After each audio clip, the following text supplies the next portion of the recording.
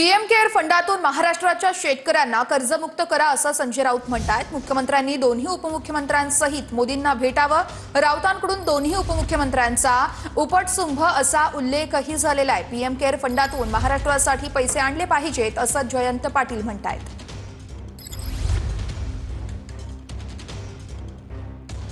मागणी आहे, माननीय उद्धव साहेबांची मागणी आहे की पीएम केअर फंडातून त्या पैशाचा वापर करून महाराष्ट्रातील शेतकऱ्यांना कर्जमुक्त करावं। आणि देवेंद्र फडणवीस आणि त्यांचे जे दोन उप आहेत बरं का, त्यांनी त्या उपटसुंबांना घेऊन प्रधानमंत्र्यांना भेटावं आणि मराठवाड्यातल्या आणि एकंदरीतच महाराष्ट्रातल्या पूरग्रस्त शेतकऱ्यांची काय परिस्थिती आहे हे त्यांना सांगावं।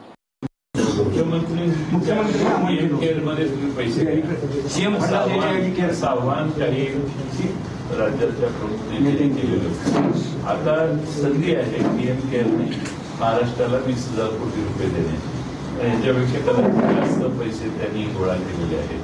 त्यामुळे पीएम केअर मधूनही आपल्याला पैसे मिळू शकतात।